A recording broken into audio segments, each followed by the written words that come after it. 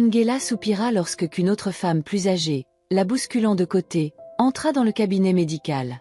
Elle se reproche de n'avoir rien fait. Elle aurait dû se lever et ne laisser personne entrer sans ticket. Mais apparemment, son mari Weber avait raison. Elle n'avait pas de caractère. Lorsque la porte du cabinet s'ouvre à nouveau, Angela est sur le point d'entrer, mais l'infirmière qui sort met un avis sur la porte indiquant « Une pause de 20 minutes ». Angela soupire de nouveau. Maintenant, elle arriverait définitivement en retard au travail.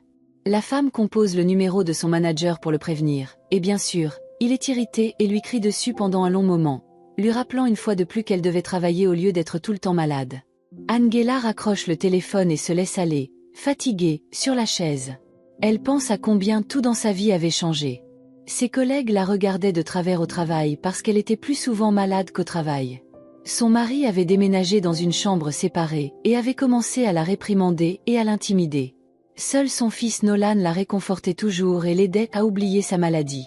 Quand Angela rencontra Weber, Nolan avait 2 ans. Puis Weber lui proposa de se marier, et Angela s'inquiéta de la réaction du garçon. Il était impossible de dire que Weber aimait le garçon, mais il le traitait bien, ne levait jamais la voix, donnait souvent des cadeaux, et Angela prit sa décision. Mais c'était il y a 5 ans. Et maintenant tout avait changé. Angela avait commencé à tomber malade fréquemment, et avec le temps, elle réalisa que son mari ne s'intéressait plus à elle. Et maintenant, il y avait aussi la suspicion de la maladie la plus terrible. Le mois dernier, elle avait consulté de nombreux médecins, passé une série de tests, et attendait les résultats, bien qu'il n'y ait pas beaucoup d'espoir. Angela sentait que tout allait mal, et maintenant plus que jamais, elle avait besoin du soutien de son mari. Sur le chemin du retour de la clinique, Angela prit son fils à l'école et rentra à la maison. À la maison, Nolan se cacha immédiatement dans sa chambre, car il savait qu'un autre scandale allait commencer et il ne pouvait pas voir sa mère pleurer. Et ainsi ce fut. Weber cria sur sa femme, lançant des accusations et des reproches. « Je suis tellement fatigué de tout ça. Je veux une femme normale, pas une qui sent les médicaments et qui est constamment malade. » Angela essaya de calmer Weber, mais il ne voulait rien entendre, et l'accusant à nouveau d'être inutile, il partit en claquant la porte. Angela savait qu'il ne reviendrait pas ce soir. Il lui semblait que son mari avait déjà une autre femme, et il organisait délibérément ses scandales pour sortir de la maison plus souvent, alors qu'elle avait vraiment besoin de son soutien en ce moment. Le lendemain, Angela n'en pouvait plus et appela Weber pour lui demander s'il rentrerait à la maison ce soir. D'une voix presque suppliante, elle essaya d'expliquer à son mari combien elle avait besoin de lui maintenant, mais se heurta à un mur d'indifférence et de grossièreté. « Angela, arrête de gendre. C'est dégoûtant de t'entendre. J'ai beaucoup réfléchi, et j'ai réalisé que je n'ai vraiment pas besoin de tes problèmes. Débrouille-toi toute seule, dit Weber sèchement avant de raccrocher.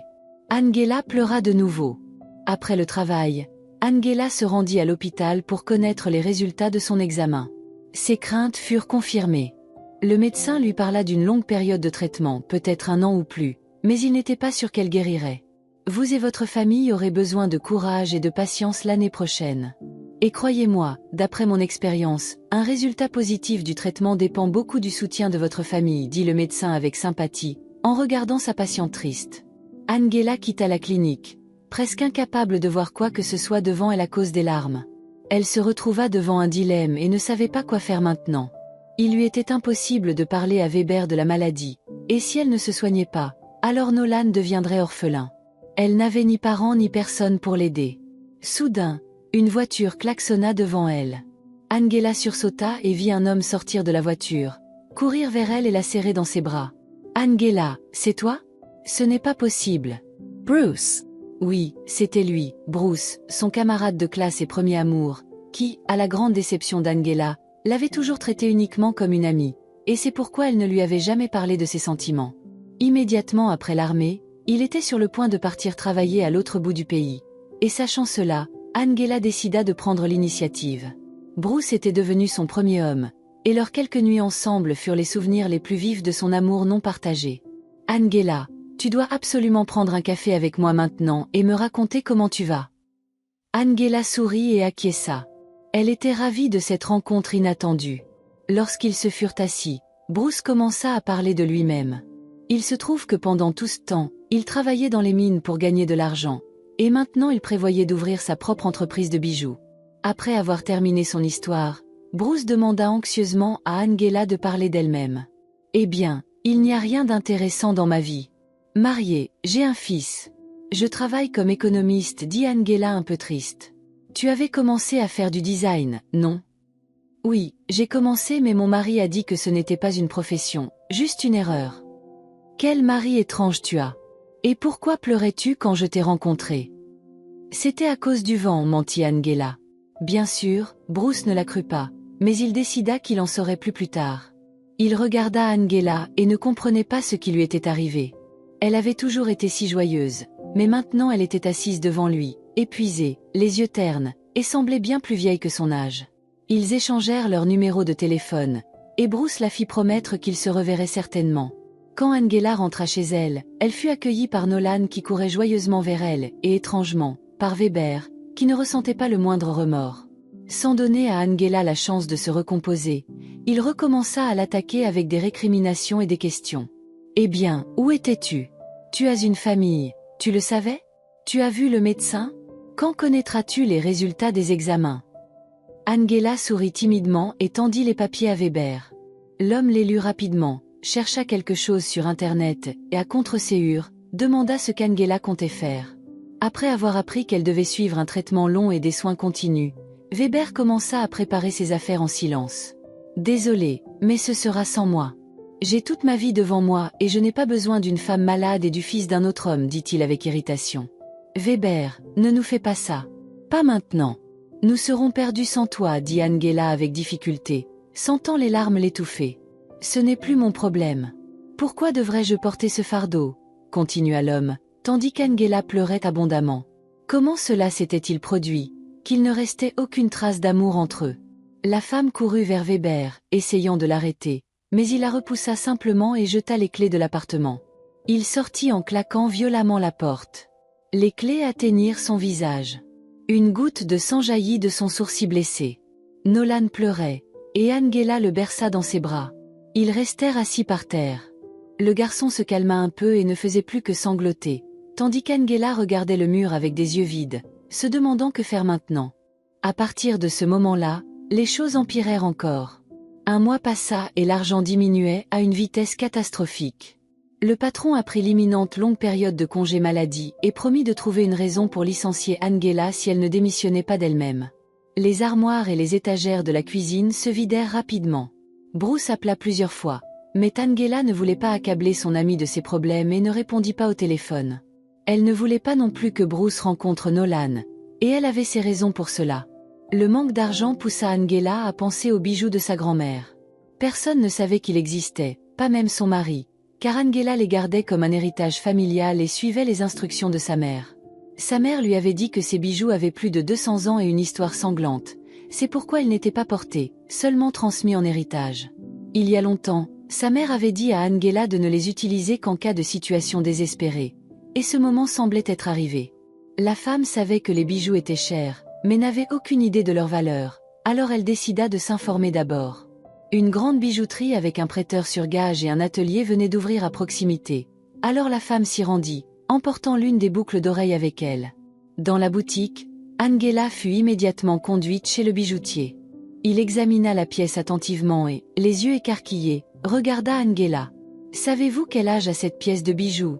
dit-il d'une voix basse. « Environ 200 ans, répondit Angela d'une voix basse. Je l'ai reçue de mon arrière-grand-mère. En apprenant qu'Angela avait aussi l'autre boucle d'oreille, le bijoutier demanda la permission de prendre une photo du bijou et ensuite annonça le montant qu'Angela pourrait recevoir si elle apportait la deuxième boucle d'oreille. Le montant était énorme, et Angela calcula immédiatement que c'était assez d'argent pour elle et Nolan pour un an. Ils convinrent que le lendemain, Angela apporterait les 2 boucles d'oreilles et recevrait l'argent. La femme rentra chez elle de bonne humeur, convaincue que maintenant elle et son fils iraient bien. Le lendemain, elle mit les boucles d'oreilles dans son sac et se rendit rapidement à la boutique. Dans quelques jours, elle serait hospitalisée et pensait à ce qu'elle allait faire de Nolan. Dans ses réflexions, elle ne remarqua pas immédiatement qu'un homme la suivait. Presque en face de la boutique, il l'attaqua, la frappa à la tête et, arrachant le sac, s'enfuit immédiatement. Angela cria et tomba par terre. Le conducteur d'une des voitures du parking, voyant cela, courut vers Angela. « Ça va ? demanda-t-il en retournant la femme pour la regarder en face. Angela, qu'est-ce que c'est? 5 minutes plus tard, Angela était assise dans le bureau de Bruce, qui s'est avéré être le propriétaire de la bijouterie. L'homme marchait nerveusement de long en large, essayant de découvrir auprès d'Angela les détails de ce qui s'était passé. Angela, te souviens-tu si quelqu'un savait où et pourquoi tu te rendais aujourd'hui? Non, personne. Attends. Seul le bijoutier le savait. Angela lui raconta qu'elle était allée à la bijouterie la veille pour faire évaluer les boucles d'oreilles de son arrière-grand-mère. Pourquoi voulais-tu les vendre? Enfin, peu importe, nous en parlerons plus tard, dit Bruce en demandant à sa secrétaire de faire venir leur bijoutier.